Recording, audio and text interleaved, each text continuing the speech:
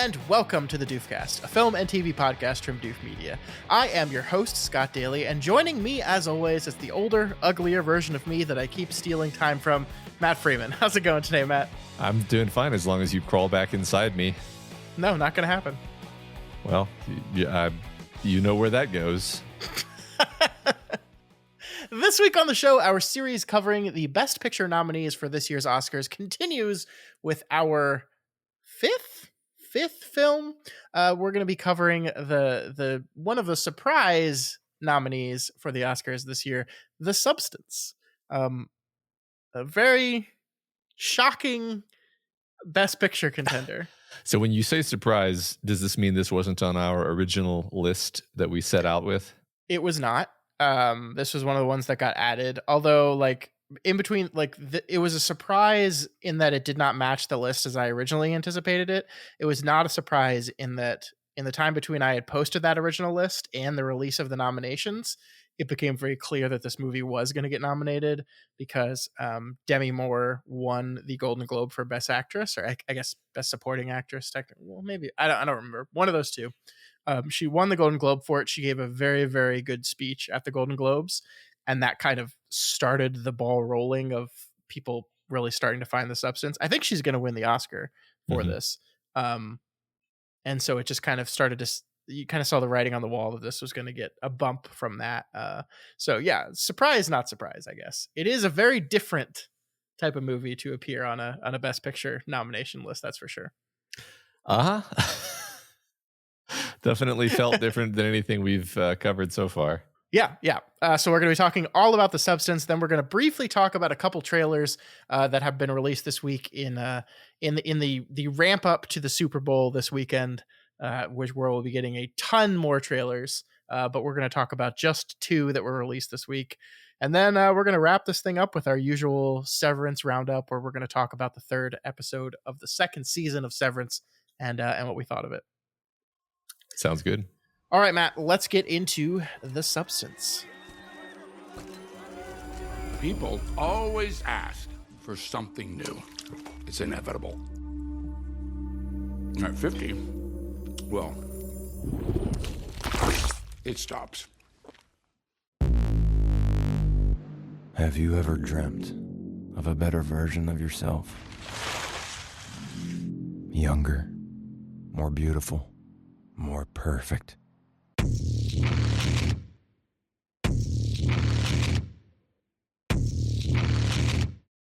One single injection unlocks your DNA and will release another version of yourself.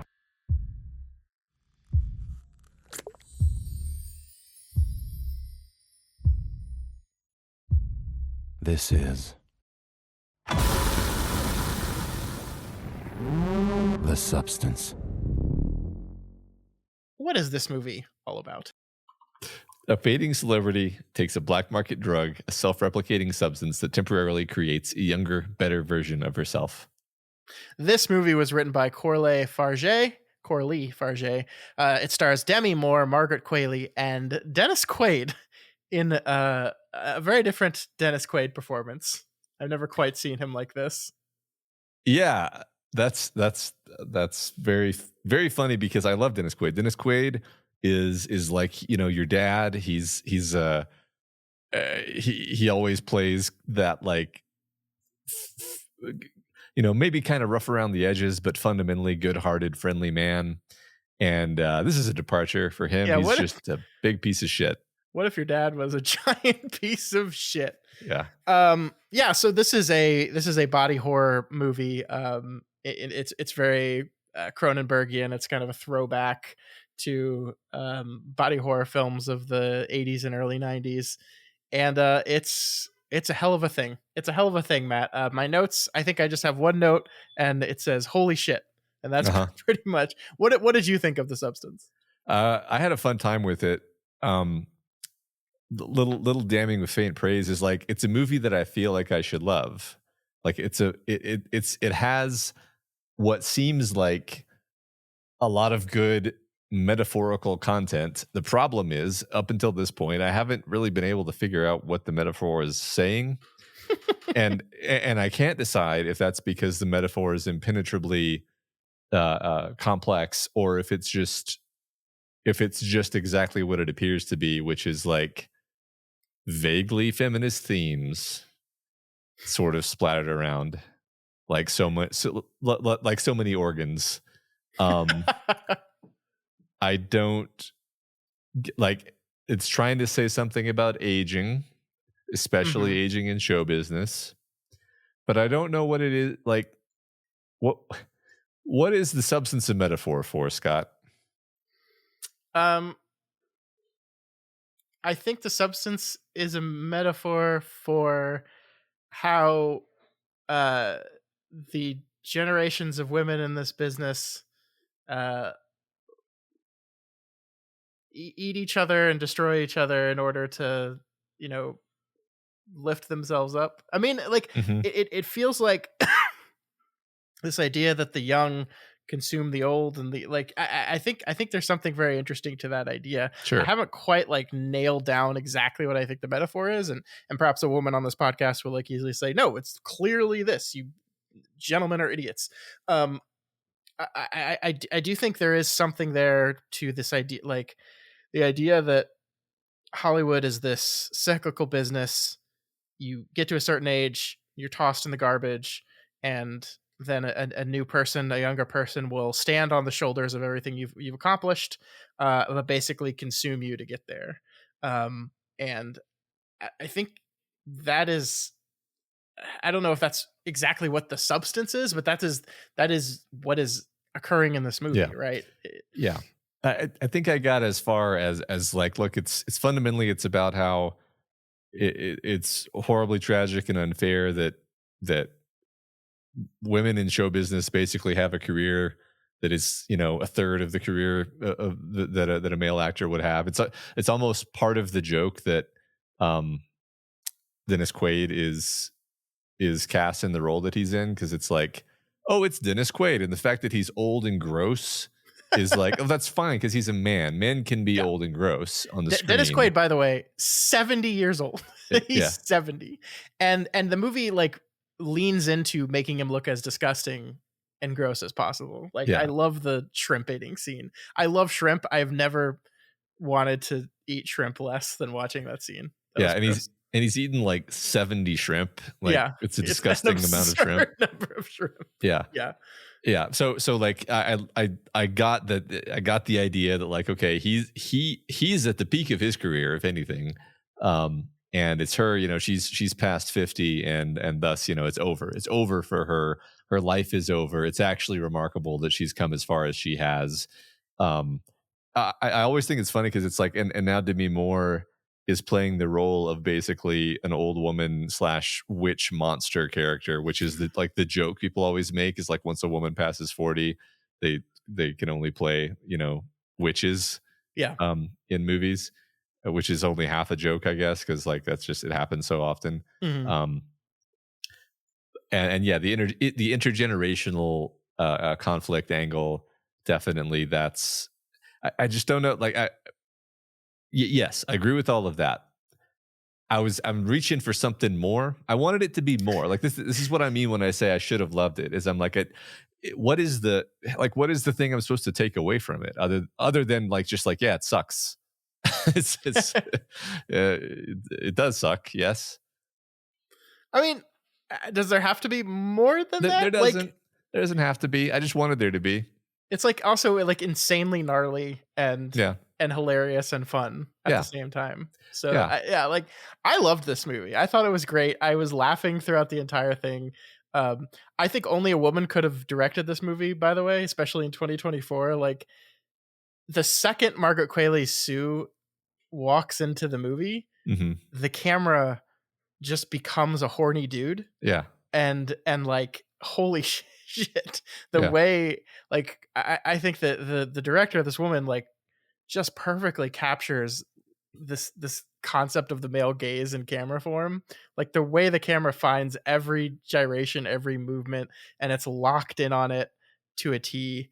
I mean, I think on top of the way, like the way women are compelled and encouraged to kind of destroy themselves in the name of this unstoppable process of aging, I think is really interesting. But also the ways in which, like, the thing that I thought found so interesting was, you know,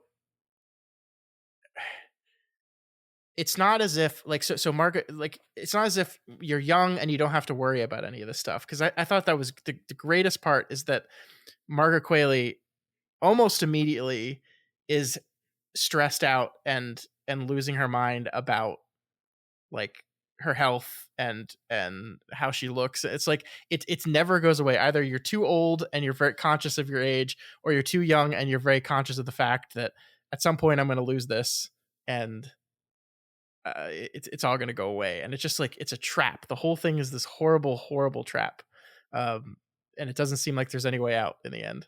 Mm-hmm. Yeah, and then you try to find a way out, and it just makes you into a monster. Like, I think Yeah. that was also part of the metaphor there. Yeah. I think I started out being too negative. Like, it's a fun movie. It's one of the it's like 2 hours and 20 minutes or something like that, but it Yeah. didn't bore me the Mhm. way so many movies do these days. Yeah.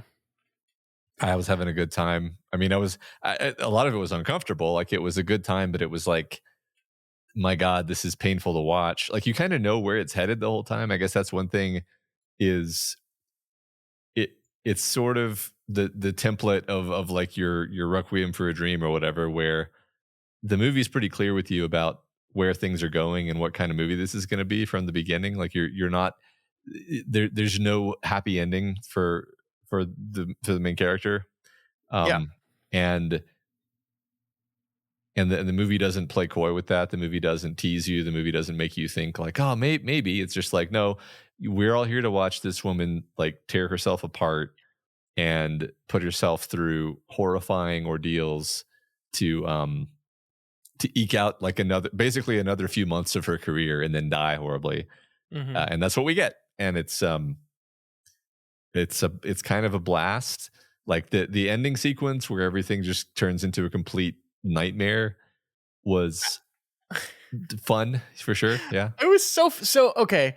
I got to the point where she turns into the Monstro Eliza Sue, and, like, I paused the movie and saw that there was 20 minutes left of the movie. Uh-huh. Like, because I thought that was going to be the end. She rushes back, she turns into the monster, and she's the monster now. We fade to black. That's what I Mhm. thought the end of the movie was going to be, because it's like, we've made our point. Like, the more you try, like, the more you're going to destroy yourself. Mhm. And then like this freaking incredible climax, which by the way, I think this movie is, like, very angry at the system. Mhm. And like, that ending to me is the movie, like, attempting to, like put blood on the hands of everyone who's responsible for this, right? Mhm. Like, she's spraying blood out, quarts and quarts of blood on everyone in the audience. Everyone gets covered in blood. Everyone is responsible. Like, we're all part of this. And I think that's part of the trap of the movie to me, is because, let's be honest with ourselves, Margaret Qualley is a very young, attractive woman, and the camera allows us to observe her Mhm. very closely for a very extended amount of time, to the point where if you're a person attracted to women, you're like, wow. Wow. But between this and Honora last week, it's like, wow, the Oscars have really changed. Yeah, but that's like, we are part of the problem, right? Like, we are the exact part of the problem that says, Demi Moore, an incredibly beautiful woman, is she as beautiful as a 30 years younger version of herself? No, she's not, right? Like, she's just not. And that's just part of life, and that's part of aging. But we have this freaking blender of a system that Mhm. just uses you until there's nothing left, and then moves on to the next person. And it's for those consumers, like, it's very easy to just keep rolling through that, but you're leaving people behind in your wake. Mhm. And Yeah. I like this is it's like, Demi Moore is, like, some of the best casting in this, some of the most meta casting in this, because I remember 1996, Matt. Mhm. I remember the movie Striptease hitting HBO, and Yeah. I remember watching it and being like, "Holy shit!" Yeah. And now it's 30 years later almost, and you know she's an older woman, and it's like I think she's still a very attractive woman, especially for her age. But like you know, this is what time does, right? Yeah. Yeah, right. That I agree. I was thinking the same thing. Where it's like couldn't have had better casting, and of course just Demi Moore nails the emotionality of the Oh, role, where it really helps you empathize with like, yeah, what would it be like to be in this position? What kind of feelings would you be experiencing? That was great. I wanted to riff on what you're saying about the sort of male gaze, because I think the camera, I think it plays with that in a way that was almost to me the most interesting thing the movie does, where there are some bits of the movie that are super male gaze, where it's just like, this is just purely supposed to be titillating, this is just supposed to be sexy. remember when she gets the Pepsi out of the fridge and she just opens a Pepsi and Uh-huh. drinks, Yeah, and the movie goes like slow mo, like it's a Pepsi commercial, and we're like zoomed in on her lips. yeah, Like holy shit, man! yeah, and all of this, all the parts where she's dancing and it's just like her ass fills the entire screen, just Yeah, for long sequences of just her ass. And then there's so it does that stuff, and then there's like sort of three different things that I can bring to mind easily, where there's that's one, and then the second is when she's in the sort of when she's like discovering what the substance does. It's neither erotic nor is it disgusting. It's actually just sort of clinical and detached, hmm and it's, you know, whether you're whichever of the actresses you're seeing, it's just shot in a very matter of fact way. It's like, yeah, they're naked. They're naked in the scene because they have to be naked in the scene, but it's not yeah, like, it's not a specifically titillating uh, uh camera choice. It's like functional, and that puts you in like a different headspace. for sure. And then there's like the third thing, which is everything is gross and disgusting, and it basically transforms what was titillating into grotesque and horrifying. The culmination of which is like when just like a breast just like blorbs out of her body and splorches onto the ground. It comes out of her eye socket. Yeah, yeah, yeah, yeah. Which is Yeah. a metaphor. Well, I mean, I think it like she essentially becomes a characterization of the way the industry views Mhm. elderly women, right?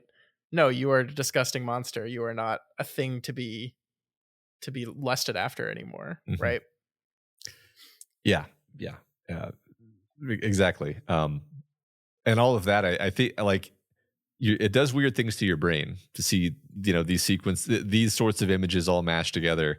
Yeah. It's not just because you know, body horror, I'm sure, is a perfectly accurate description for what this is, but like, I almost feel an urge to push back against the label, because it's not body horror in the sense that you're supposed to be feeling, you know, it's not The Fly. It's not body horror No. where it's actually horror, and the element of horror is that your body is betraying you. It's more like psychological horror, which also happens to have which happens to be expressed through the medium of body horror.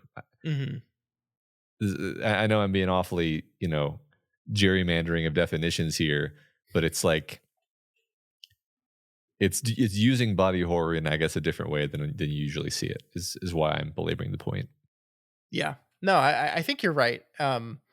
Because yeah, I mean, like a central tenet of body horror is like putting yourself in the place. I guess the closest point to actual body horror to me is how Demi Moore has to wake up every time and just see another part of her has rotted and essentially died, right? Mhm. Because to me, like the thing about The Fly that was so inherently fascinating is yeah, this idea that like your body is just uncontrollably changing, and the absolute nightmare of what that would feel like, right? Mhm.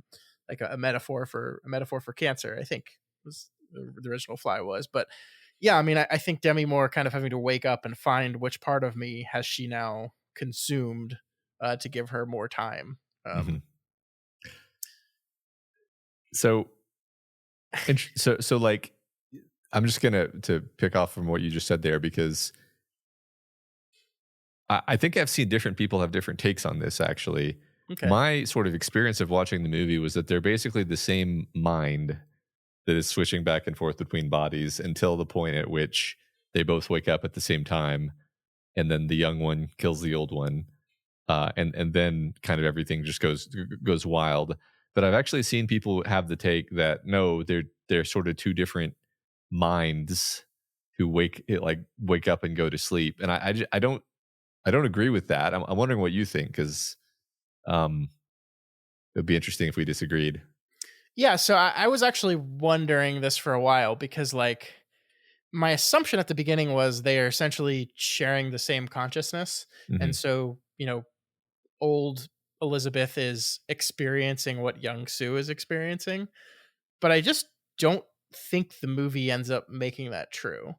Um, I think like the moments in which they like pop out and then see what the other one has done, like the mess the other one has left in the apartment, whether it's one just having beer around and the other is just gorging herself. It seems like they are two entirely separate consciousnesses that are not experiencing what the other one is doing, and they basically are just unconscious for a week while the other one is living their lives. S- I, So, I that just I think is I just think maybe I'm wrong, but I just think that's what's happening. so uh, I think this is my, and I guess I never articulated this to myself out loud before, but I think my take is that partly this can be seen as a metaphor for something like addiction or like compulsive behaviors more broadly, because we can all relate to, you stay up way too late, either, hanging out with people or partying or playing video games or any number of things that people do that are foolish.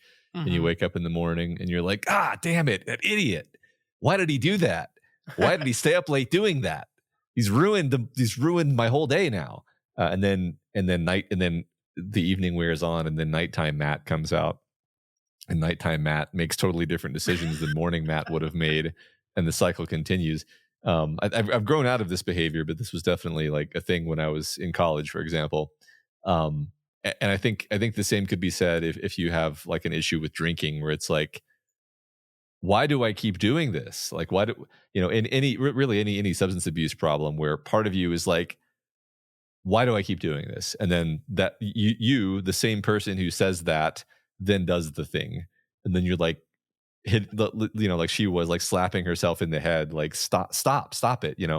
That was how I was interpreting that behavior. I was interpreting it not as, oh, these are totally different people and she has no control over herself. I was interpreting it as, these are the same person, and when she is in young and sexy mode, she can't help herself from behaving the way that young sexy self wants to behave, and then she feels the consequences of that when she's old. um I mean, in that sense, it's almost a metaphor for like, instead of you living your youth and then you living your old age, and in your old age you pay for your youth. It's like, Yeah. just from week to week, you pay for the sins of your youth, and then you live your youth again, and it's like, then you make all the same decisions you would have made anyway. No, I um I think you're just right there. I don't. I think that that essentially works regardless of if you say it are with their separate consciousness and then our consciousnesses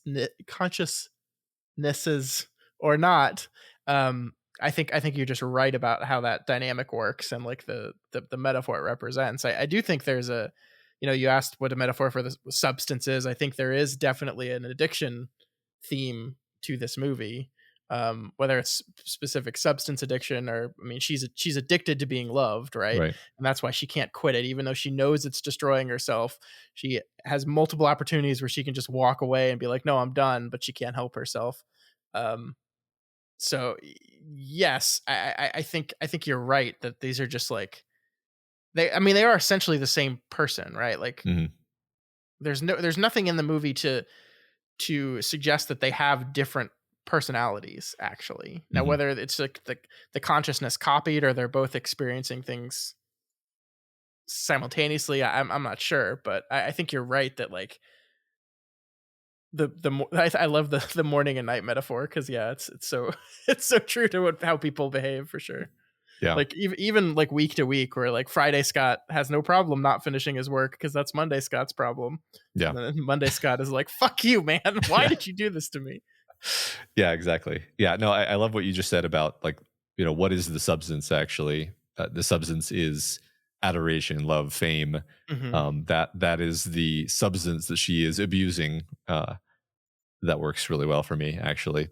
That's something I hadn't put together until this conversation. So that was what I was hoping to get out of this conversation is like the a little more detail of what exactly we're doing metaphorically. So good. Yeah. I think we inadvertently brought up the picture of Dorian Gray in our cold open to one of our other podcasts last week. Uh-huh. And I think there is definitely a Dorian Gray nature of this, right? Like Mm. she's like there's a version of herself that's getting older and decrepit each time that she stays younger and perfect, right? Mhm. Like I mean, I think the general idea here is you can't put off time, Mhm. and your attempts to do that just end up eating away at you more, right? Like I just like I jokingly turned to my wife when Demi Moore has become the literal embodiment of an old crone, and I just went, I think she looked hotter before all this stuff. She probably should have just stayed that way. I think she looked better. Uh-huh. Um, and just the way we can't help ourselves and the way society kind of forces and pressures you into that, right? Yeah. Like I loved the opening of the movie with the creation of the star and then seeing the star slowly decay and get dirty, and then the guy drops the hamburger with ketchup on it, which by the way, he like tries to clean up the ketchup with his shoe. I'm like, what are you doing, dude? But that was a great. As soon as I saw the head of the monstro crawl away, I knew it was going to crawl on top of the star and Yeah. die on top of the star, and then of course it's just like the ketchup on top of the star. But like, yeah, I mean, this is I think this is a very angry movie, but it's also a very very funny movie. Like, so this director, to give you some context, I had seen one of the other movies she had worked on. She's a French director, and she made a movie called Revenge. It's a movie that came out in 2017. It premiered at Fantastic Fest, and that's where I saw it. It's basically a rape revenge movie. A woman is kind of out in the middle of nowhere and brutally raped and left for dead, and she like survives like by some miracle, like puts herself together and then proceeds to like systematically just absolutely destroy all the men who did this to her. Mhm. And it's like it's very like avant-garde in its imagery, just like this one is. Like the uses very different camera angles, lighting, and style, and it's angry but it's fun at the same time. And it seems like that's definitely something this director likes to do. Like this is a movie that's, I think, pissed off at the state of the world and the state of women in this industry, but it's also wants to have a fun time. And it's gnarly, it's gross, it's angry, it's fun. I can't believe it's a Best Picture Yeah. nominee. I really can't believe it. I feel like the idea of like a younger, hotter version of yourself crawling out of a big cut in your back is going to be like just one of those things that enters a lexicon of. There's not quite a word for it. Yeah, I guess you just say like, I'm going to have to pull a substance or something. I don't know. Yeah. There's going to be some aphorism that comes of this that basically means, yeah, you're going to crawl out of your own back and then crawl back into your body. It's kind of, there's like cocoon imagery there. There's obvious like metamorphosis. Just got to respect the balance, man. You got to respect the balance. I mean, I do like, the more I think about the metaphor, this is why I'm glad we have these conversations, because the more I think about it as a metaphor while talking to you, the more kind of rich and multidimensional it seems. Because even like there's a sense where it's like, if you're going to go out to dinner or to a party or whatever, you're gonna gussy yourself up, right? I mean, Mhm. women have more elaborate rituals than men, but men do it too, Sure. right? And just in my head, I put that together with the idea of like, yeah, I'm gonna crawl out of the slit in my back and become the more perfect, more beautiful version of myself next time I go out. And Mhm. then when I'm done, I'll crawl back into this, unkempt flesh suit. And live my normal life as a normal human. Um, I don't have a point to this. I just think it's a fun thing to think about. Yeah. I think one mistake that I think I made, and I'm not saying this is necessarily a mistake, because I do think there's metaphor about the younger generation versus the older generation going on here for sure. But I think it's probably smarter and better to continually think of them as the same, because I mean that's a thing that the movie really pushes you on over and over again. It pushes the characters on. Like every time they're calling on the phone and complaining about each other, the constant refrain that I get is like, there is no her and you. You are the same. You are one. You are part of the same of each other, and you need to treat each other as such. Um, and so maybe it's less accurate to speak of it strictly as the younger generation versus the older generation thing, and more of just, yeah, the things we put our body through in the name of social acceptance, in the name of, you know, adoration and love and bowing to the pressures of society and things like that. And yeah, like I love that, just you talking that idea of, you know, for a woman that has a certain level of expectation and perhaps a certain level of fame as well, going outside after a certain after they're a certain age is a difficult proposition, right? Because you have to go through that ritual, you have to spend that time, you have to gussy yourself up, you have to meet the expectations of what your fame and your sex um has created for you and in Mhm. society, right? And so, like, you know, you have to cake on a lot of makeup, you have to you have to make sure you're dressed a certain way because this is what is expected of you. And I'm thinking of the moments when she wants to go on the date with this guy, which is just an attempt to make herself feel good about herself, and she just like looks in the mirror, has confidence, but then she catches sight of the younger version of herself and just is completely shattered, redoes her makeup, and even then it's not enough, and she eventually just can't even go outside, right? Like, and it's just like eventually it gets to this point where you just lose all self-confidence in yourself and can't and barely exist in the world. Yeah. And that's just really sad. I think the saddest part of the movie is actually just along these lines, that she runs into this man who clearly is somebody that she knew from before she was famous. And he, you know, asks her out, but like asks her out as her quote unquote old unattractive self, which is still Demi Moore, obviously. Yeah. So like Yeah. in real life, if you saw Demi Moore, you would think, wow, that's a beautiful woman. Yes. And that's his, you know, and and then she calls him later and he's like, you know, blown away because, you know, Demi Moore is calling him basically. And then she's excitedly getting ready to go out to see him, and then she starts to basically, it's all done in basically visual language, but you can see that she's like thinking about, fixated on, obsessed with how far she falls short of young hot self. And that and it becomes like she starts to see herself as increasingly disgusting and unacceptable because she's drawing that contrast. It's pure poison. Basically, it destroys her confidence because she's constantly comparing herself against this impossibly perfect thing that she's never, you know, she's never going to get her old body to look like that again. Yeah. And she's realizing that, and that's a moment when it's like she kind of loses in that moment, because it's like she's never going to be happy at all as her older self again. She's ruined it for herself by giving her this thing to compare herself against. And again, this is another dimension where the metaphor works, because it's like you don't even have to have magical technology.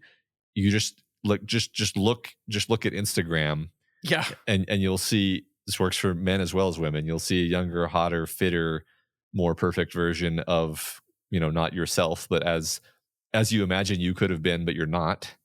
And Mhm. then you look at yourself in the mirror and you're disgusting, a piece of garbage who shouldn't even go outside, in contrast.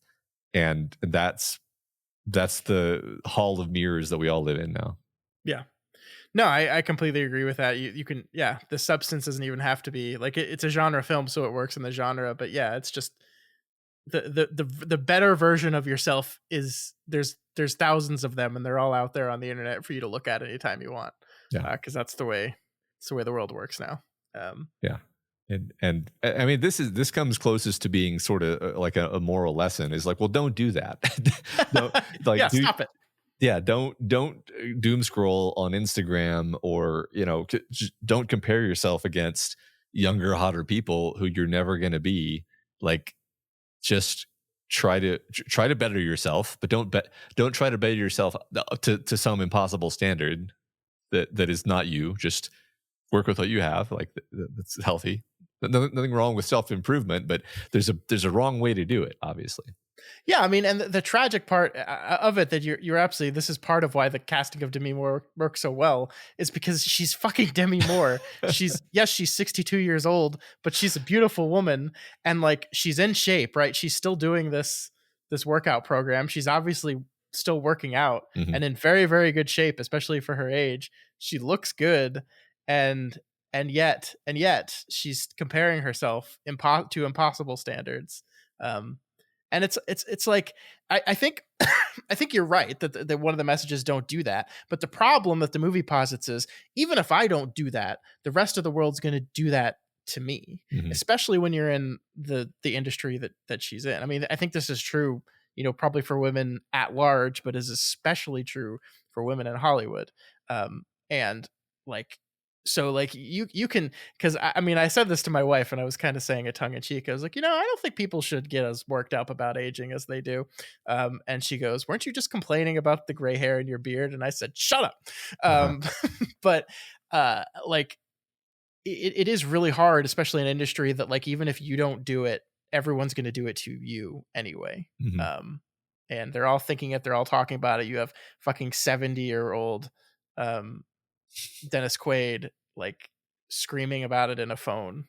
Yeah. So like, even if you have the most self-confidence, the best self-image possible, there's people out there that just are going to find a way to tear that down. Yeah, I mean, I think that's the nature of a competitive system like this. Is the only Yeah. winning move is not to play. If the game is like, be the youngest and hottest in the world at any given time, it's like, well, that's a position you only ever fall out of and then never get back into. Yeah. It's, I mean, not like anybody's ever made a great comeback into being young and hot. Like, yeah.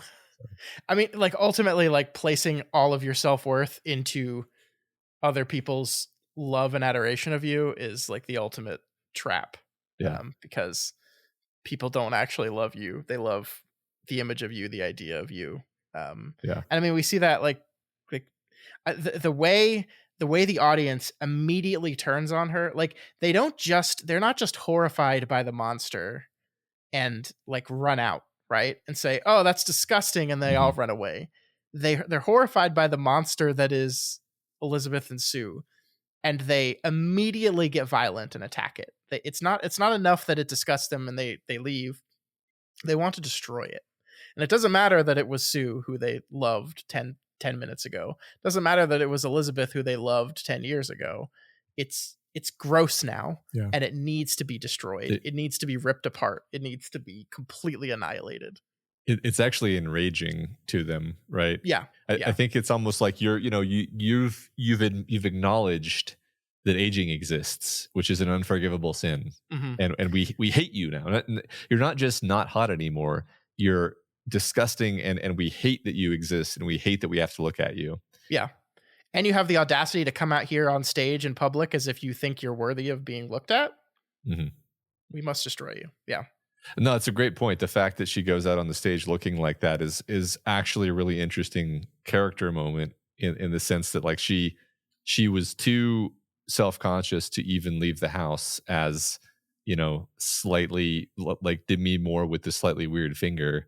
Mm-hmm. But she's actually so desperate at that point for some kind of like recognition as a human being that she still goes out on the stage even though she looks like a monster. And she tries to say, doesn't she try to say like, it's still me or something like that? Yeah. She says both. She says it's Sue, it's Elizabeth, it's still me. She's screaming that. And we get both Margaret Qualley and Demi Moore are in that monstrosity. Both their faces are in there somewhere. this is a little bit of trivia that I didn't. I guess this is not really in the movie, but apparently that they have names for the transformation stages. We have the finger, obviously because her finger gets weird. Uh-huh. Then the more aged look is called Requiem, inspired by Requiem for a Dream. Oh, so like the drug metaphor is definitely there then. Yep. The next one, the hunchbacked, sort of, increasingly more grotesque form is Gollum, which I like because it kind of looks like Gollum, but also there's kind of a like my precious, Yeah. imagery to the whole thing. Then Monstro Eliza Sue, which actually gets the title card, which I just Which like. was so funny. It was such a good, you know what you're in for. And then the Blob is the final one. Mm-hmm. Yeah, I mean, we haven't talked much about the visuals. Obviously, like this is a very stylistic movie. It is no surprise that the woman who directed this movie is French. But like I loved the commitment to like prosthetics with all this stuff. I think it gives the film a very particular look, right? I mean, it's not all prosthetic, right? Obviously, there's some CGI mixed in there, like the boob falling out of the eye socket. Pretty sure that's a CG boob. Mm. It's like a perfect boob too. Wow. Oh my Like God. a perfect boob eye. Yeah, I think it all looks really good. Apparently, the prosthetics and the latex was miserable to work in, That which doesn't surprise me at all.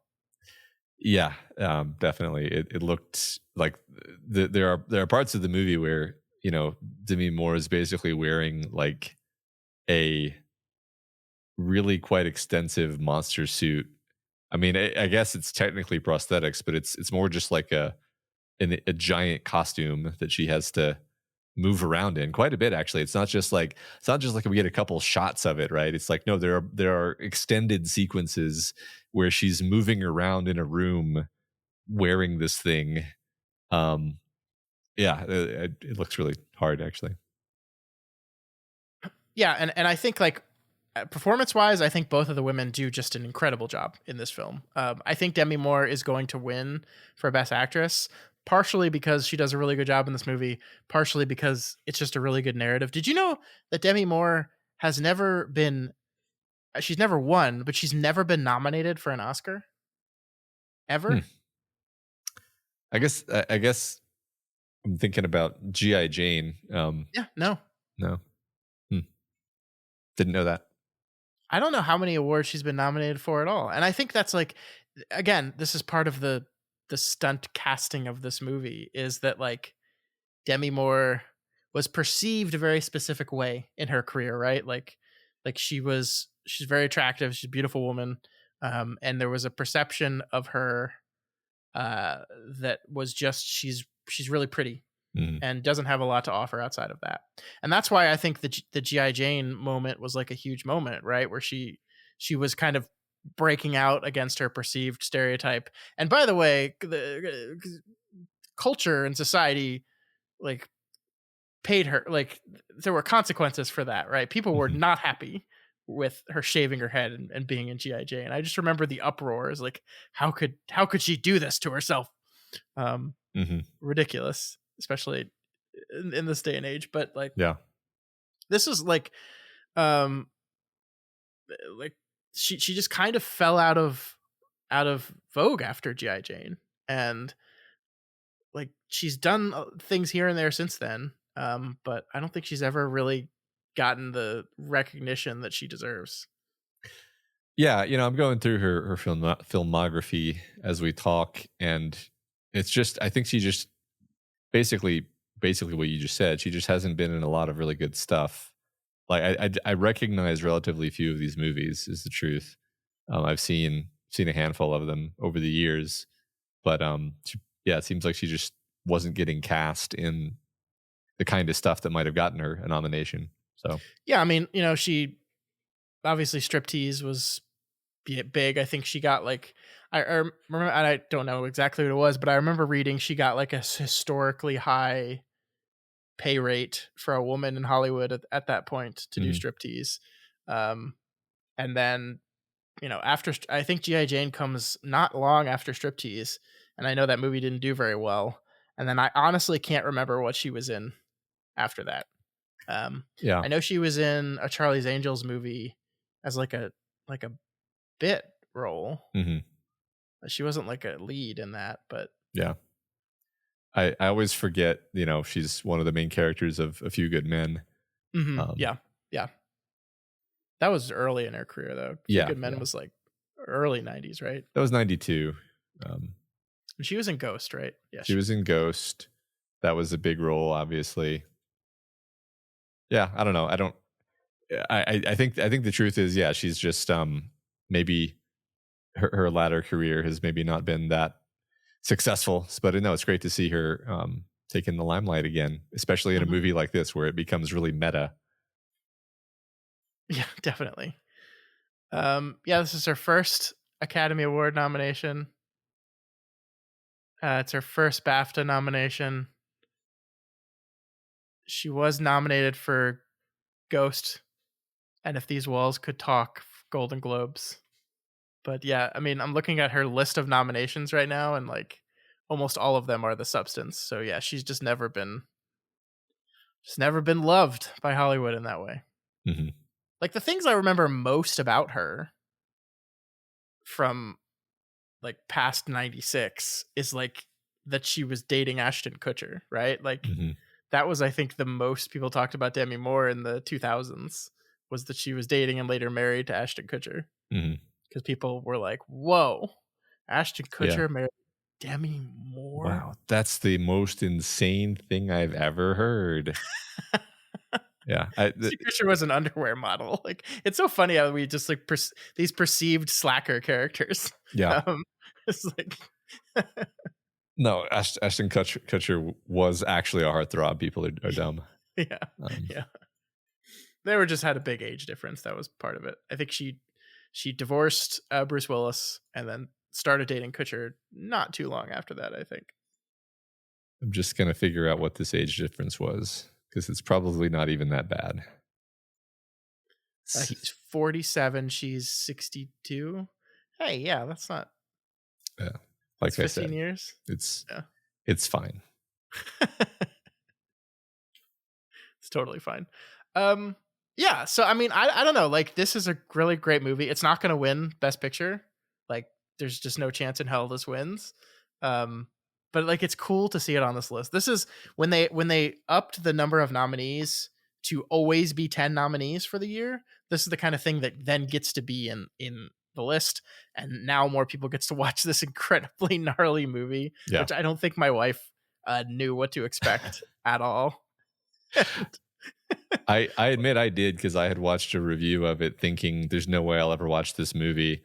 And then it somehow becomes the Best Picture nominee. So yeah, I mean, I knew it was body horror and I knew there was going to be a lot of gross body stuff. I don't think I fully expected like monstro boob falling out of eye socket and then spraying blood, like buckets of blood on everyone. I thought that was great. Me too. I mean, I think this movie's really well shot. Like, it's very stylistic. It has a very specific look to it. The angles and the close to the camera stuff we get works very well, both in the titillating male gaze perspective, and then like just going back to Dennis Quaid. Yeah, like when he walks up to that mirror to talk in the mirror while she's in the bathroom and he doesn't know it, and the camera is the mirror, and we just see like up his nose. Yeah, I actually read while we were talking that they originally wanted Ray Liotta to play this role, and he passed away. He signed up to do it, but he passed away before they could shoot it. And like, it's the quintessential Ray Liotta role, right? Like, it's basically perfect for him, because he plays that type of character so perfectly. I'm not saying Dennis Quaid did a bad job. I thought he did a remarkable job. That was the thing that was most disturbing about it, is because I just never see Dennis Quaid like that. But it's honestly like brave of Dennis Quaid to be in a role where it's like, okay, you're going to be incredibly gross and off-putting and unlikable, and basically undercut the entire like archetype that you have filled your entire career, and him just absolutely going for it. Where you're like, the shrimp scene was actually viscerally disgusting, and it's just a man eating shrimp. Right? Like, what was he dipping the shrimp into? I don't even know what that stuff was. It wasn't cocktail sauce. I don't know what it was, but it was gross. I'm like gagging just thinking about it. Like the funny, And that like that. I think that again, it's intentional, right? Like, is that any more disgusting than any of the weird body horror shit that happens at the end of the movie? Like, I think it's arguably equally disgusting, and yet nobody's burning him on a stake. no, exactly. I mean, that's the thing, is he can get away with any level of being disgusting because he's a man in show business. No, it's funny though. I just the other day I ordered some shrimp scampi at a restaurant, and I was like really enjoying the first half of it, and I was like, these shrimp are just perfectly cooked. And then after eating a few of the shrimp, I was like, I think I'm done eating shrimp now, but there's several more shrimp left. And then you have to just like eat the shrimp because you don't want to waste the shrimp. And then suddenly shrimp becomes a lot less appetizing when you have to eat shrimp. Yeah, Shrimp was the perfect food to choose for this, is my point. it is. Well, because like I love shrimp. I love shrimp. One of my favorite foods. I look just shrimp cocktail. Like just get some shrimp, dip them in cocktail sauce. Love it. Could eat as many as Dennis Quaid ate. I think shrimp are like also inherently disgusting in how you have to handle them. Like same with crawfish. I love crawfish, but like there's something really gross about watching a person eat crawfish. And I think especially like so I live like a seafood soup. Mhm. Like I love a seafood soup. Mhm. But like they always do this thing like in the seafood soup where all like the clams and mussels and shrimp is all in their shells on. Yeah. And I'm always like, what do you what do you want me to do with like I'm supposed to be eating a soup and you want me to like pick up the shrimp with my hands and deshell the shrimp and then drop it into my soup? Yeah. It's just like inherently messy and disgusting. They do the same with like maybe not scampi specifically, but a lot of pastas with shrimp will like show like a fully shelled shrimp in there still. And Or I'm like, leave I the don't tail want to on. do this. Even if the tail is still on, you still have to like surgically pick it off. It's Squid Games every time you sit down to eat a bowl of seafood. Yeah. No, I know what you mean. Shrimp was perfect. Yeah. Congratulations, Demi Moore, on your Oscar, because I think this is 100% happening, and it's great. I think she's marvelous in this movie. Yeah, me too. I agree. All right. Anything else you wanted to say about The Substance? I think I'm good. So we have a little bit of a problem here, Matt. We've got 4 more movies to watch, and all 4 movies are still only in theaters. I was really hoping by this point in the year that at least one of these movies would be on VOD. I think the system does a very bad job of announcing when these movies will actually appear on VOD. I've gotten confirmation for The Brutalist, which will, I think, appear on the 18th of February, which will be not this Tuesday, but next Tuesday. So I think we've got that one for 2 weeks from today. But I don't think we have any movie that's coming in for next week. So we're going to kind of have to figure out what we're going to do here, because it's probably going to be a tall order for us to go to the theater to watch a movie between now and next week when we record. So we're gonna have to figure some stuff out here. Okay. This wasn't a problem last year. Everything kind of lined up perfectly for us. Where I think only one film we definitely had to go to a theater for. I think I don't even know if that was true, but I don't know. Like I don't know why the system doesn't allow you to like set when your VOD date is way ahead of time. Mm-hmm. Like, come on, man. So like, just what date? What date? Let me know. Yeah, it doesn't make sense. Well, we'll figure something out. I don't know what we'll do. We'll figure something out though. Yeah, we might have to just delay the Oscars catch up thing a week or two. And I mean, we're already going to miss the Oscars by a week. So, Yeah. What's another week or two? Doof. All right. I want to talk to you about a couple trailers though, before we go. Hit me.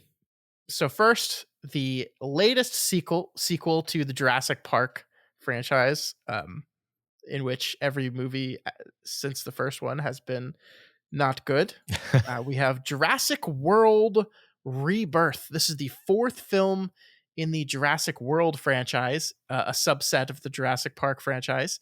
It is technically a sequel, but they're also kind of rebooting it, sort of. I think because it's none of the old characters we're done with Chris Pratt. We're done with him. He's dead to us.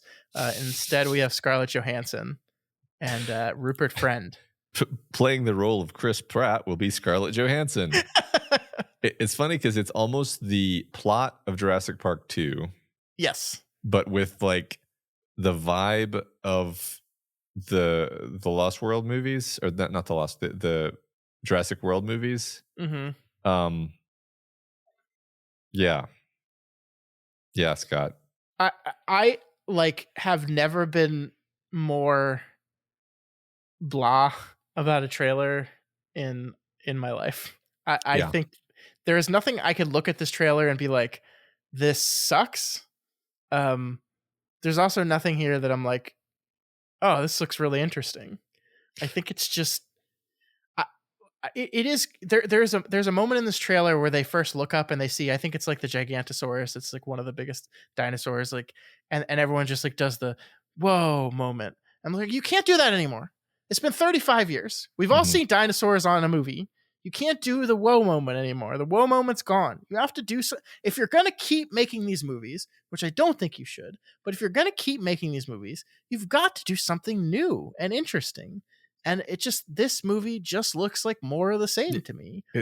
It looks fake. It looks like fake modern CGI where it's it's overdone. It's overwrought.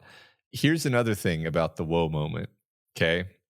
And you know, everyone knows this. Everyone should know this by now. Spielberg did it perfectly, but this isn't like Spielberg's the only person who knows this, because they did this in Dune also. The thing is, the Alan Grant sees the dinosaurs, sees the brachiosaurs. We focus on the humans and their reaction, and then when we do cut to the dinosaur, finally, the camera is at ground level, stationary, looking up at the dinosaurs and panning to follow the dinosaurs. Right? It's a human. It's the kind of camera movement that a human standing on the ground would do.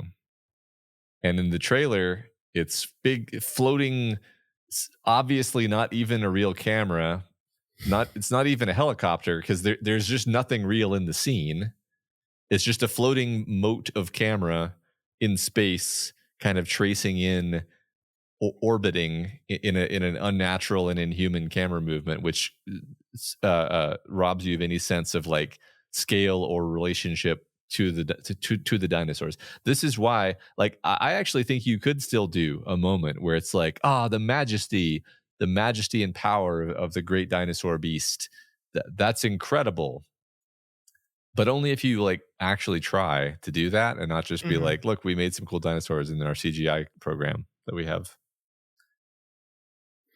Yeah, I mean, I think you're right. I think like this movie could end up being good.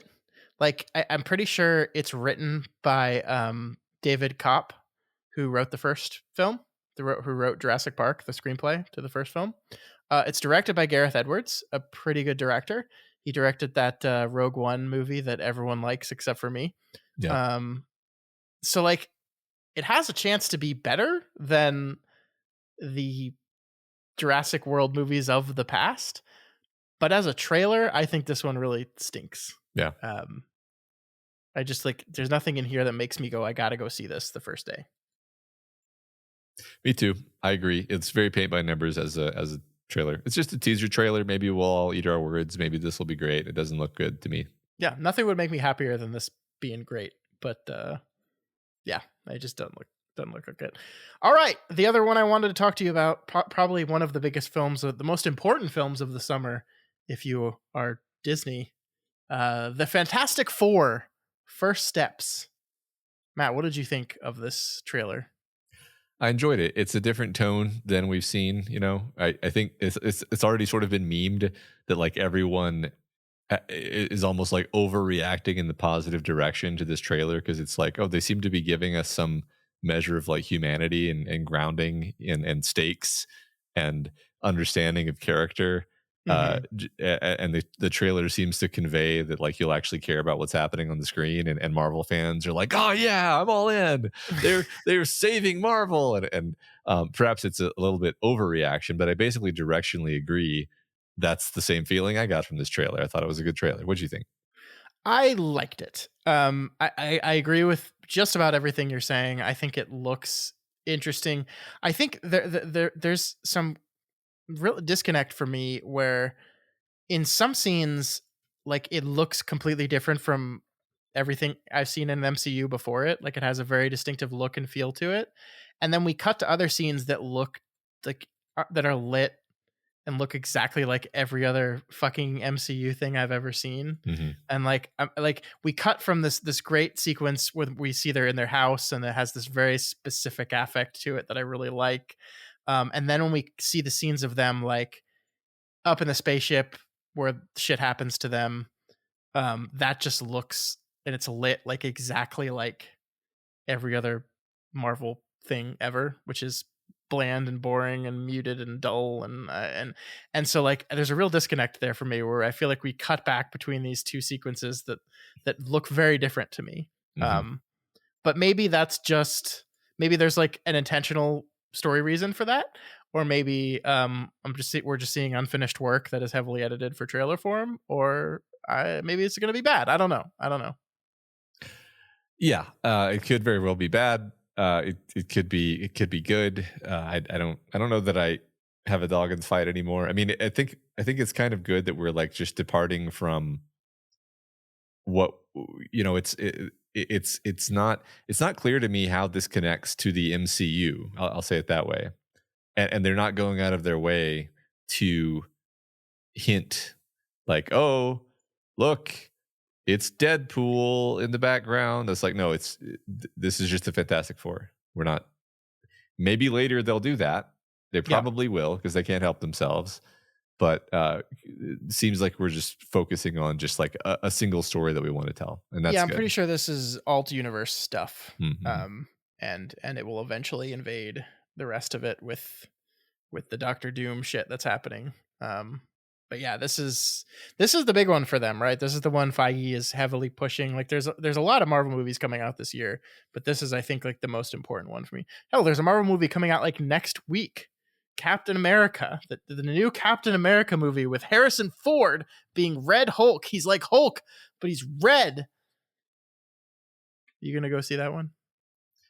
I might, because me and my daughter, like Marvel movies are kind of our thing that we do together. Mm-hmm.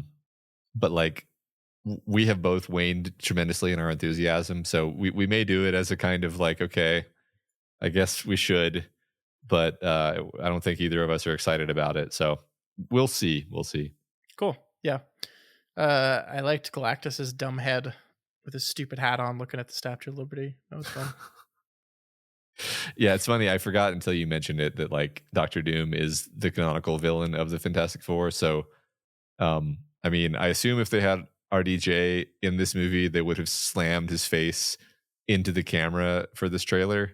Well, this is the teaser trailer, Matt. So I'm sure at the Super Bowl we will get a longer trailer, and if they're going to pay $8 million for a 30-second spot during the Super Bowl, you bet your ass they're going to throw Robert Downey Jr.'s face on that thing. So we'll see. You're absolutely right. That's exactly what they're going to do. In fact, that was probably how they pitched it. How do we save the MCU? We show Robert Downey Jr.'s face on a MCU ad in the Super Bowl. There, work backwards from that. How do we get there? Oh, you're probably right. Is the sad part. I mean, I really hope this thing is good. I nothing would make me happier than to suddenly feel emotionally invested in the MCU again.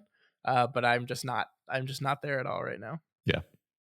I think I'm looking forward to the Superman movie substantially more than the Fantastic Four movie. But that also is because I have a much more personal emotional investment in Superman than I have the Fantastic Four. Sure. All right. Well, those were the trailers. I also did you know they're making a live action How to Train Your Dragon movie? It's coming out this year. I did not. Yeah, they're doing that. My son has been obsessed with How to Train Your Dragon lately. I think my mother-in-law showed it to him a weekend that Elise and I were away, and he's just been obsessed with the movie, and he's watched like all 3 of the cartoons. And so I showed him the trailer to the live action one that just came out, I think a week or 2 ago. And he was completely underwhelmed. And I didn't understand why. And then I thought about it for a bit, and it's like, I just don't think he understands what the hell it is. Uh-huh. Because like it's so like How to Train Your Dragon was a CG cartoon, right? Yeah. It was computer graphics.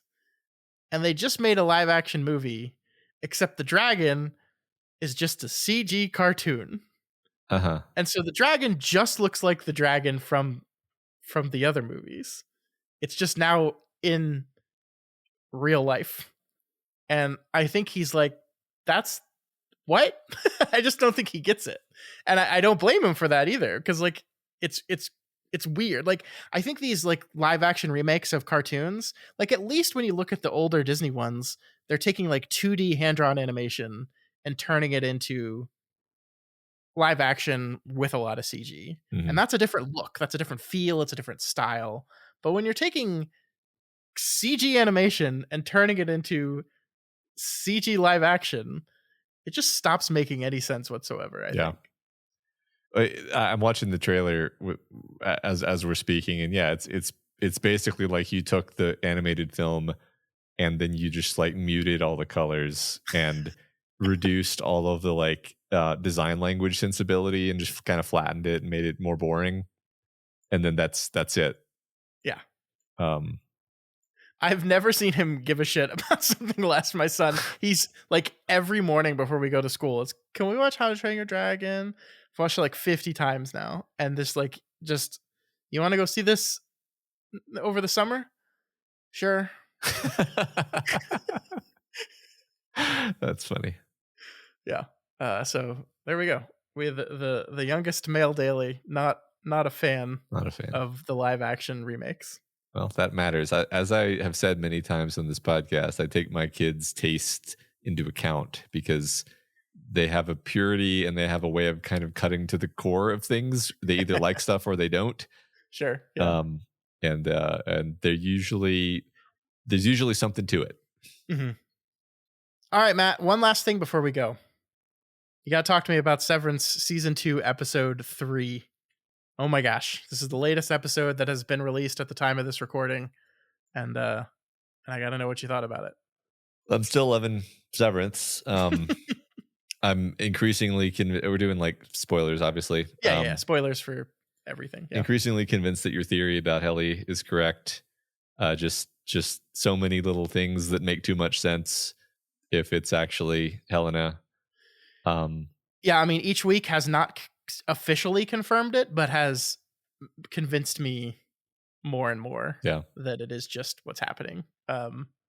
This week's, it was that moment when Mark and Helly are in the hallway and they definitely want to like jump each other's bones. Mm-hmm. But like Mark is waiting for Helly to make the first move because that's what she did last time. And it's very clear that Helly is kind of like waiting for Mark to do something, but that's just not Mark at all. And they just kind of awkwardly stand there looking at each other. And then Mark says, "Oh yeah, my wife." And then they just leave. I was like, oh, that's because that was Helena and she has no idea what to do. Yeah. And yeah. Right. It kind of seemed forced on her side. Like she thought this was a moment when maybe something romantic was supposed to happen. That was my feeling. She also just seems like not as worried about certain things as she should be, because clearly she knows things she shouldn't know. I will say I think the look of surprise on her face when they got to the grassy goat room felt genuine to me. So it seems like maybe she doesn't know everything that goes on the severed floor, or maybe she like knows about it in theory but has never like seen it. I don't know. What do you think? Do you think she was just acting there, or do you think she actually had never seen that place before? No, I think you're right. I think that we don't really understand the rules of like what is the severed floor. I mean, the severed floor is a concept that we all, just use casually without really ever thinking like, what does that mean? Like, because this is obviously a huge area. Is this is this like there's a huge underground like basement that's much bigger than the building? Like, does the severed floor go out under the parking lot? I mean, I it don't know. seems like an Yeah. enormous area. Like, Yes. and it almost makes you think that this isn't actually physically where it seems to be. Like there's something magic or high tech going on. This is a tangent from what you were asking, but no, I think I don't think she knows what's there, because I don't actually know that Lumen understands the severed floor in the way that maybe we assume they do. Interesting. I think the severed floor is like a weird. You know what the back rooms is, right? We've talked about the back rooms. Yeah, you've talked to me about the back rooms. The back room. I think my son literally like wandered into the room while we were watching Severance, and he's like, "Is this the back rooms?" And I was like, "Basically, yes. it's a liminal space that is uncanny and feels weird." And I wonder how literally to take the out of the mouths of babes statement there, because it's like, yeah, maybe this is some interdimensional space it's not just a floor of a building. It's like a place. It's like it's another place. It follows different rules, and I don't know. I'm just talking. A lot of good stuff this week, though. I really like the scene. So I didn't actually ever think that they were going to give that, like, they were actually going to have like visitation of family members in the family visitation room. I figured that was a lie. Yeah. So we actually got that. Yeah, Dylan getting to meet his wife was like my favorite part of the episode, for sure. Yeah, me too. I absolutely loved that. All of it. Dylan's wife, Gretchen, is played by Merritt Weaver, which is an actress I've seen in quite a few other TV things, and I really enjoy her. I found all this stuff delicious, Matt. It's really good. She seems to have the hots for her husband's innie. Uh-huh. I forget. She's like, he's had difficulties finding the right fit, and he goes, so he's kind of a fuck up. She doesn't say no. Yeah, it's great. My favorite part, though, was she hugs him as she goes goodbye, and then she says, "I love you," and then she says, "Sorry, force of habit," right? Uh-huh. And then the show graces us with her saying goodbye to her real husband, the Audi version of Dylan. Does she say "I love you" to that version when she kisses him and leaves? No, she gives him the most perfunctory peck on the cheek, and she walks out the door.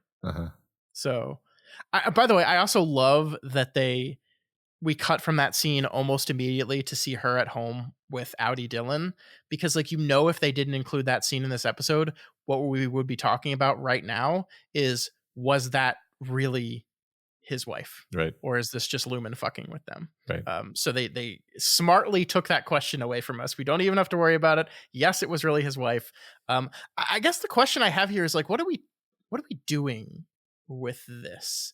I mean, from Dylan's side, you completely understand it. He's like fascinated by these people that he is either married to or blood related to in the case of his children, and like wants as much information as he possibly can on it. But like, what are we saying with this whole thing?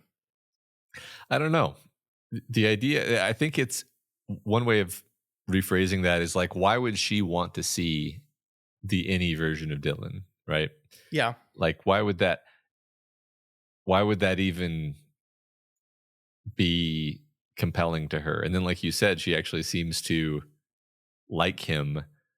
I was thinking about this. I think it's really interesting because so far we've only gotten to know characters who the reason they are getting severed is like there's something in their life they want to run away from. Actually, let me start over. That's not really true. We've met a wide variety of people who've gotten severed for different reasons, but the ones we focus on the most and the ones we know the most about are the ones who are running away from something. They don't want to be. They kind of don't want to be alive almost, and so they figured they'll just be alive half the time. We don't actually know why Irving got severed, by the way. We don't know why Irving got severed. Now we know why Dylan got severed. The reason why Helena got severed is completely different from the reason why anybody else got severed. Yeah.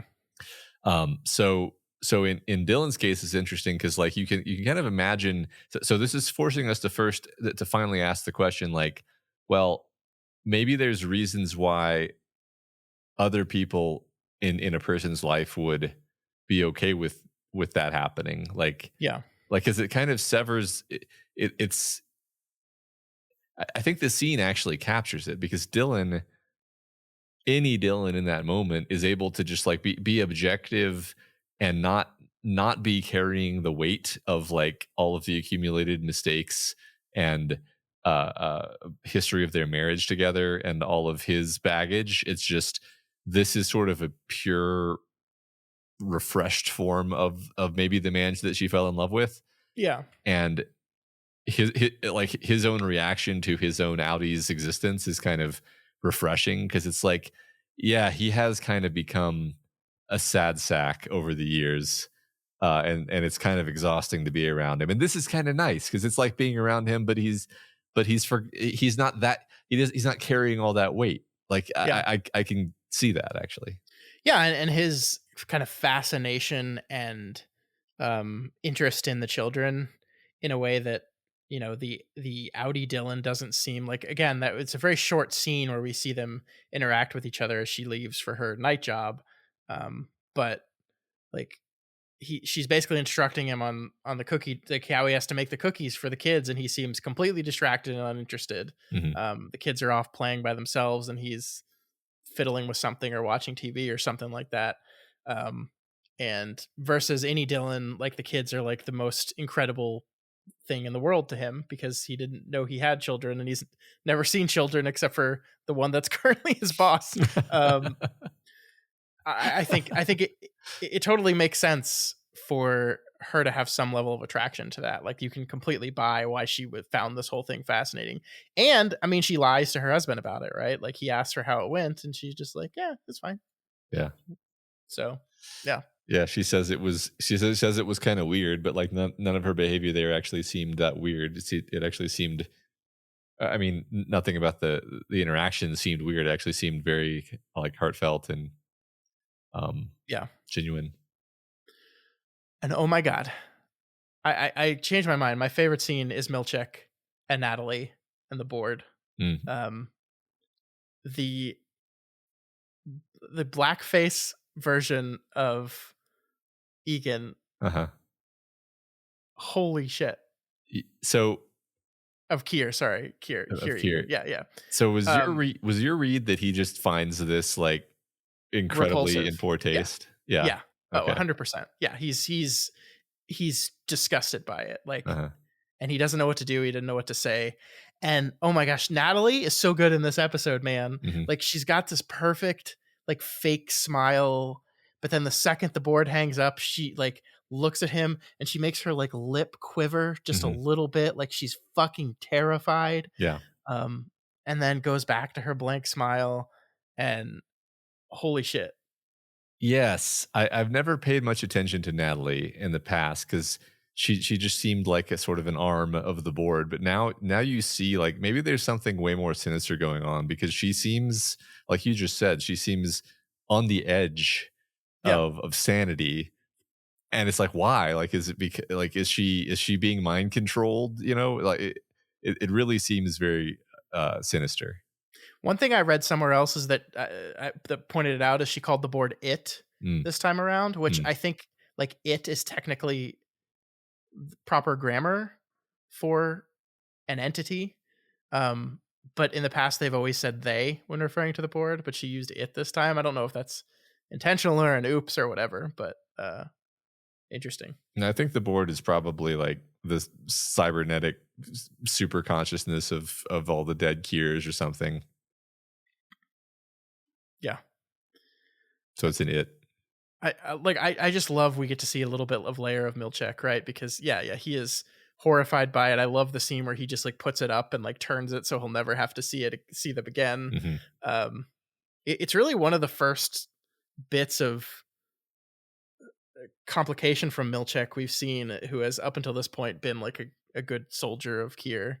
Yeah. Um, Right. Well, I think he's been chafed. He sort of chafed in his role, and then he's been annoyed that his, you know, his monitor hasn't, his screensaver hasn't been fixed because he's like, I am like actually owed the respect that my predecessor got, right?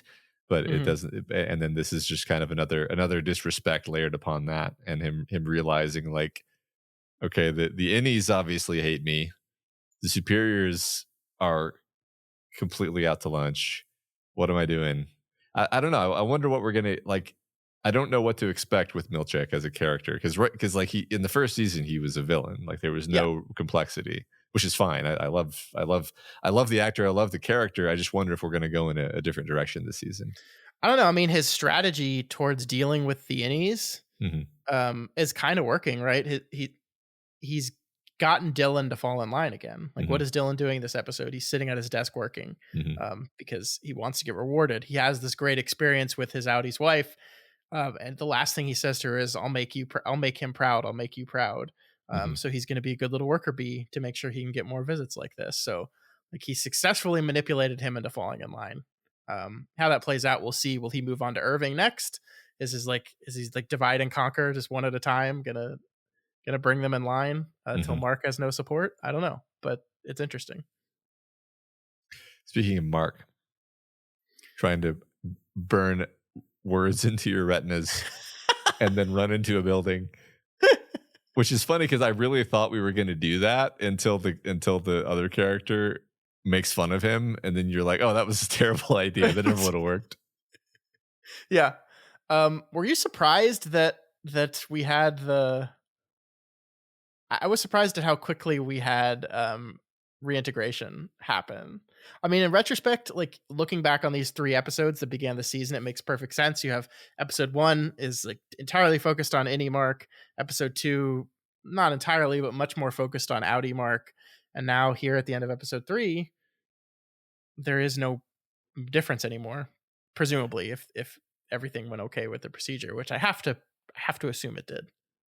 Yeah, it's funny. Yes, I am surprised at how quickly it happened, and part of that I think is almost not wanting it to happen because I love the fact, I love Innie Mark and I love Audi Mark as 2 separate characters who are my friends, Yeah. um, and I I'm on some level worried that the show has just like killed both of them and replaced them with Tuvix there was a transporter accident that merged together the characters Neelix and Tuvok on the TV show Voyager, and Tuvix was clearly neither Neelix nor Tuvok. He was a new guy. Yes, there were things about him that were like the other 2 characters, but he was just a totally different guy.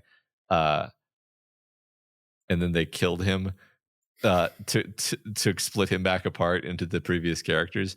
That I don't want Tuvix. I want Mark S and Mark Scout. I love them, and Yeah. I wonder what the show is going to do with this because like what does this look like? I'm actually very like anxious about this, honestly.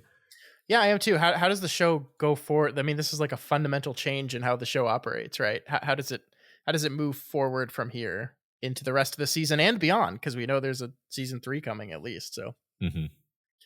I don't know. I have faith that they're gonna handle it in a interesting way, but I agree with you. There was a little trepidation on my part, feeling that we've crossed a Rubicon of sorts. Yes, that's well put. Yes. What the hell is Miss Cobell doing? Matt, I'm so confused. Um. Okay, this is my interpretation of events. I acknowledge it's very like relying on you to do a lot of inference, but like so she wanted to be in charge of the severed floor. This is super important to her. They tell her you're going to stay with Lumen, but you're going to go work in a listening post in Alaska. Um, no, No, they were going to give her a promotion, yeah, Matt. They were going to create a new role for her. It's a new, very important role for her. yeah, which she's clearly super mad about. And so she's driving off, and then she gets really mad and says, "No, I'm not going to leave." And she comes back, and then she tries to like basically blackmail them and just throw her weight around to be like, "You're going to make me in charge of the severed floor." And then there's this moment where my interpretation of the scene is she realizes that Helena is going to have her killed if she keeps if she keeps being a pain in the ass, and then she runs away. What she does now, I'm much less sure of. Yeah. So what Helena says is let's talk to the board about it. Come on with Mhm. me. We'll talk to the board right now. And that's when she says, no, I'm Yeah. out. Yeah. And it's because, I mean, correct me if I'm wrong, like it's because Helena's chauffeur is like standing there extremely menacingly, Yes. and Yes. she's able to like deduce what's going to happen if she follows her. Yes. Um, Yeah. I also think the board in and of itself is like a threat that mhm, is scary. Like I think part of Natalie's like lip quivering is she's genuinely afraid of Lumen and of the board. mhm. So the idea of going to talk to the board about this is something probably very uncomfortable. I agree. Agree with that. Yeah. My other question of the week: why is Devin, the coolest character in the show, married to Rickon? It's the central mystery of the show, man.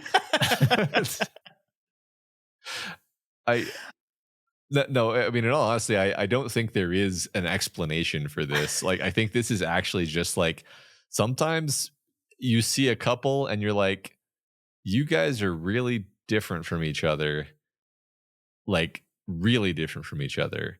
And yet you are the most happily married couple that I know of, and you've been married for longer than anyone I know of. Good for you. I'm not even gonna pick at it because that's great, you know. And it just, I've encountered this in real life, so I kind of Yeah. think that's what they're doing. It wouldn't shock me if there was like, you know, something under the surface, right? Because this is a mystery Yeah. show. But I don't know if we're gonna do that. I mean, I think it is really interesting that like Rickon is essentially just comic relief fodder, and Devin is like one of the most thoughtful, intelligent, like compassionate characters on the show. And it's just really interesting to see. Like, and Devin and Devin seems like very aware that Rickon is absurd and his book is bullshit. Like she seems very aware of it. And yet like she's fine making fun of it with her brother. But so I've said before, I don't intentionally do like reading the Reddit theories and so forth, but like I did get exposed to a little bit of Rickon theory crafting, and apparently there's a lot of kind of like stuff between the lines in the show that indicates that Rickon like just had a really really rough childhood, and interesting. like the way he is just like this is his best attempt to figure out how to be a normal person, and it's not it it's almost weird that the show hasn't telegraphed that a bit more, because it is Hmm. like the information is there. It's not made up. It's just not particularly focused on by the show. So I don't know what we're doing with that exactly. I always fixate on this one moment with him where it's at the book reading in the last episode of the first season, and he's like really really frazzled. He's kind of more stressed out and frazzled than we've seen him in the show, because this is his like big event and things are not necessarily going perfectly. And Any Mark comes up to talk to him, and is complimenting his book, and Rickon goes like, "Oh, you don't have to humor me, Mark. I'm well aware of how I come across to you."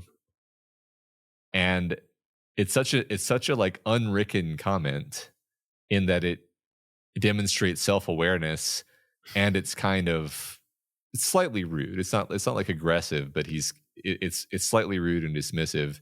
And it's just like, oh, that this is probably who Rickon is under the surface, when Hmm. but he's too stressed out to kind of have his mask on right now. I Interesting. I always think back about that moment, because you don't like the idea that he actually knows what Mark thinks of him is shocking.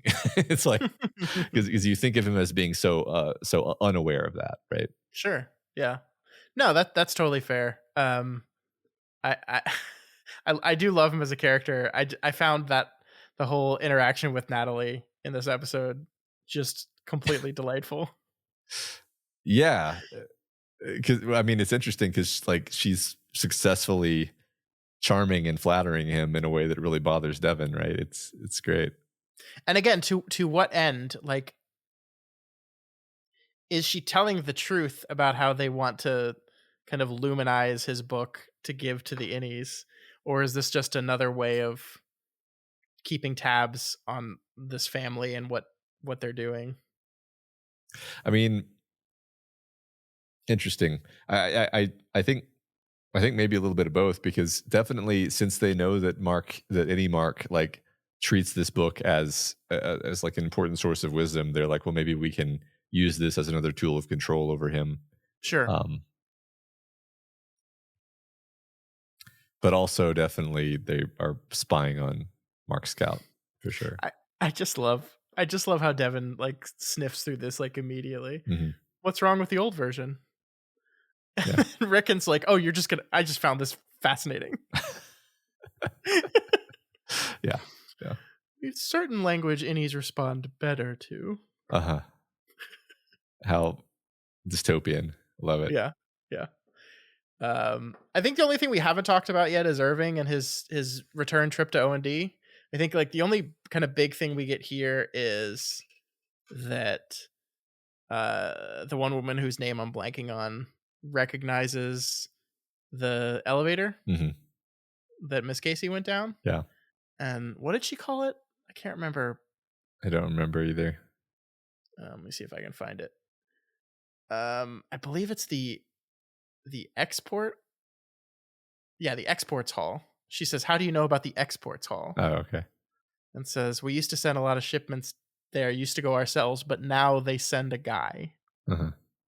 So he asks her if she remembers where it is, and she doesn't answer, but she kind of says the implication is yes. Yeah. I mean, so like just to say out loud things that we're sort of all thinking, like it's a down arrow implying there's another floor under the severed floor. Yeah. So the stuff they're making in the 3D printers, and probably the goats for that matter, are going down to wherever this place is, which is double hell. Double hell. Just the second level. There's multiple levels, Matt. Yeah, that's true. There's 7 levels. Mm-hmm. We didn't really talk about the goat stuff. I think maybe that's where we can finish. Did you like the scene with Gwendolyn Christie in the goat room? For me personally, it almost pushed too far into the absurd for me. Yeah. I think part of it for me was just immediately being like, that's Gwendolyn Christie. And being kind of taken out of the scene for a moment. Yeah, Fair. you know, I know what you're saying. It's not like in the moment of watching the episode I was like taken out of it too badly, but it was an unusually just like comic scene where it's just like this is wacky. And part of it is just you're like, what the hell is this?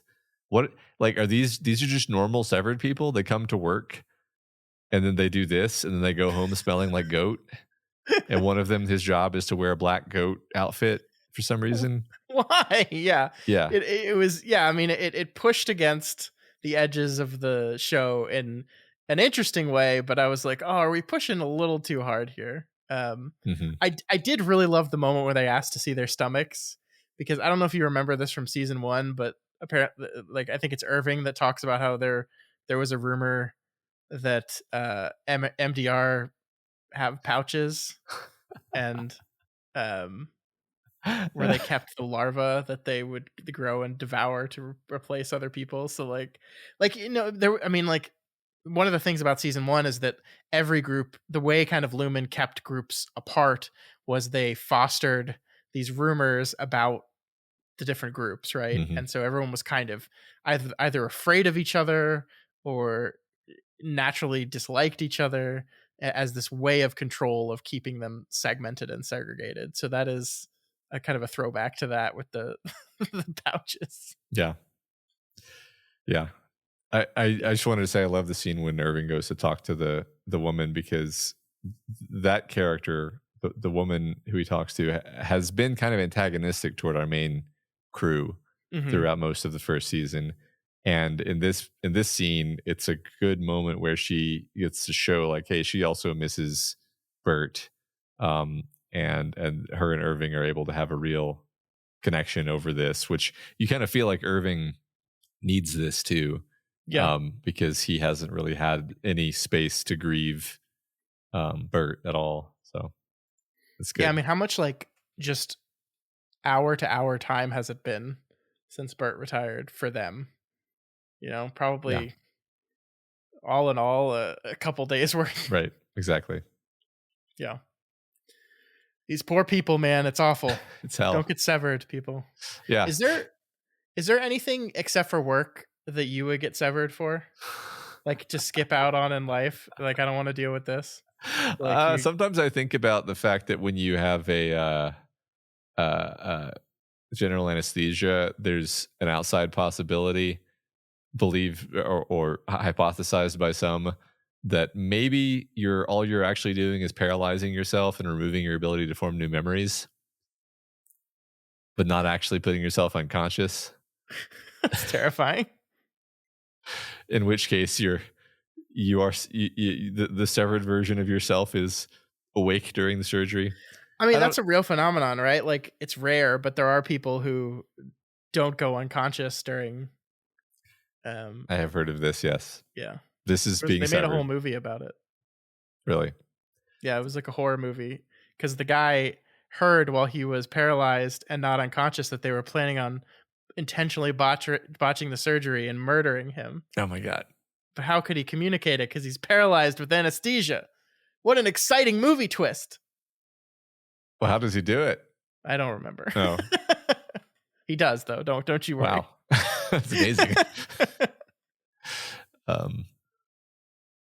Yeah, don't get severed. Yeah, no. I mean, you think about, like, I really hate, like, flying on airplanes. It would be great if I could board an airplane and then half a second later, I'm at my location. But, like, I think about the severed version of me. The version of you that only ever flies. That only ever exists on an airplane. That poor man. You know, if sleep and dreams weren't a thing that we were all already accustomed to and gotten used to for our whole lives, that would seem like a weird science fiction concept. True. Like you just spend a big chunk of your day in a totally different state. That's true. You're being Dream Scott. I never remember my dreams. Well, I'm sure Scott D never remembers being awake. I bet he enjoys that, honestly. Yeah, it's probably very freeing. Yeah. Doing whatever he does. The macro data refinement of dreams. That's going to be the reveal of Severance, is that it was all a dream. A dream within a dream. Yeah. All right, let's be done for the week. Okay. That's all we had for you folks. If you have any opinions on episode 3 of Severance, on The Substance, or on either of those two trailers for upcoming movies we talked about, please let us know. Reach out to us via email at doofmedia@gmail.com, over on Twitter or Instagram @doofmedia, or on our subreddit, reddit.com/doofmedia. No, /r/doofmedia. That's right. Almost got me there. If you're not already subscribed to the Doofcast, we encourage you to do so and ensure you never miss an episode. You can find us on iTunes, YouTube, Google Play, and pretty much anywhere else podcasts can be found. If you like what we do here and want to support us, please consider becoming a patron of Doof Media.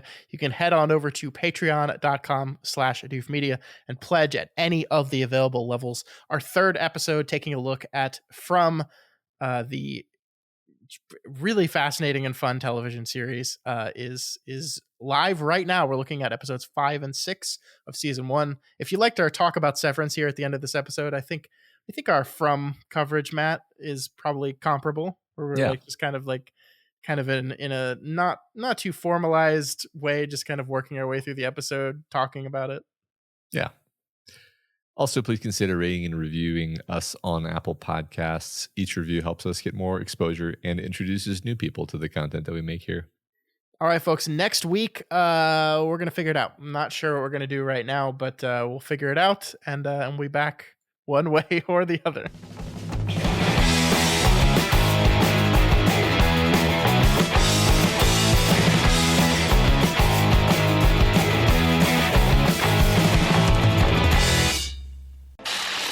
My name is Doof, and you'll do what I say. My name is Doof, and you'll do what I say.